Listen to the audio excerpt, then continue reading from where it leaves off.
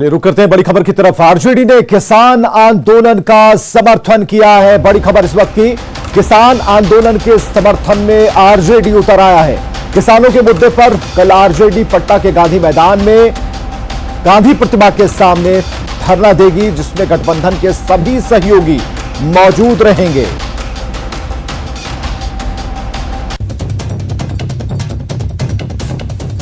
तो किसान आंदोलन के समर्थन में आरजेडी और किसानों के आंदोलन का समर्थन करते हुए नेता प्रतिपक्ष तेजस्वी यादव ने क्या कहा, यह भी अब आप सुनिए।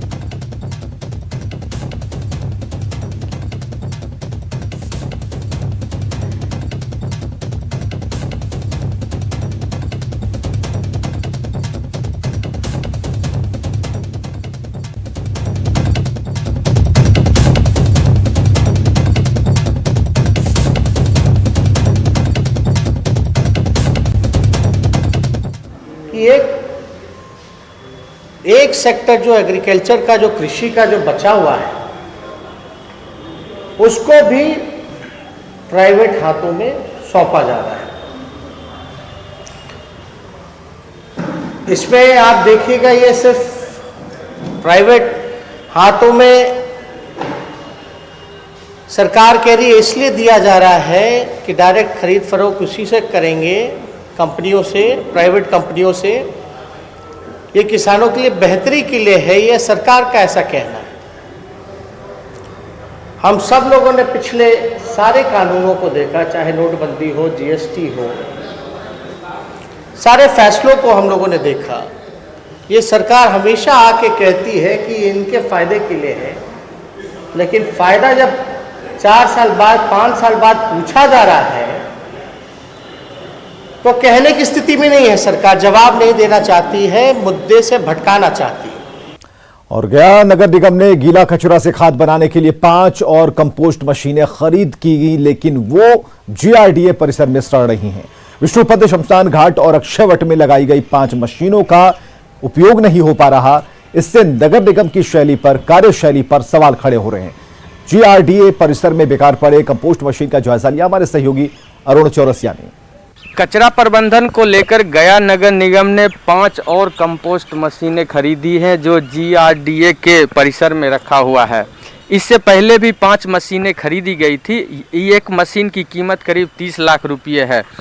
पहले के जो 5 मशीन खरीदी गई थी वो विष्णुपद इलाके और अक्षयवट में लगाया गया था, जहां गीला कचरा से खाद बनाने की योजना थी, लेकिन ये योजना वहां सफल नहीं हो पाई और अभी भी खाद बनाने का काम पूरी तरीके से नहीं चल पा रहा है। इसके बावजूद फिर से 5 अन्य मशीनें खरीदी गई है, यानी करोड़ों की खरीदारी फिर से हुई है। अभी जो हाल में स्वच्छता सर्वेक्षण हुआ था, उसमें गया को काफ़ी गंदा शहर के रूप में चिन्हित किया गया था। ऐसे में लोगों की यह उम्मीद है कि जो पहले से मशीनें हैं उसे भी चालू किया जाएगा, और जो नई मशीनें गया नगर निगम द्वारा खरीदी गई है, इसे भी जल्द इंस्टॉल करके गीला कचरा से खाद बनाने का काम शुरू होगा। सहयोगी विपिन के साथ अरुण चौरसिया, न्यूज़ 18 गया। पूर्णिया और सीमांचल में कभी प्रमुख नकदी फसल के रूप में पहचान बनाने वाली जूट की खेती अब सबसे कम रकबे की फसल बन गई है। जूट कॉरपोरेशन ऑफ इंडिया के आंकड़ों में यह बदलाव दर्ज हो चुका है, और यही कारण है कि बांग्लादेश जूट के अंतर्राष्ट्रीय बाजार में अपनी पकड़ बनाता जा रहा है। जूट किसानों से बातचीत की हमारे सहयोगी राजेंद्र पाठक ने। कोसी और सीमांचल का इलाका कभी जूट उत्पादन के लिए खास रहा था, और यही कारण है कि इस इलाके में जूट कंपनियां भी होती थी, लेकिन लगभग 2 दशकों से जूट की खेती में काफ़ी गिरावट आई है और जूट की जगह मक्के ने ले ली है। अब लोग जूट की खेती नहीं करते और बहुत ही कम पैमाने पर जूट की खेती करते किसान दिखाई देते हैं। हम जरा एक जूट के तरन ताल के पास हैं, और इस नकदी जूट की खेती में कमी क्यों आई है, ये लोग कम क्यों कर रहे हैं, एक अनुभवी किसान से बात करते हैं। पहला समस्या है कि हमारे यहाँ लेबर की समस्या बहुत अधिक हो गया है। इसकी निकाई गुड़ाई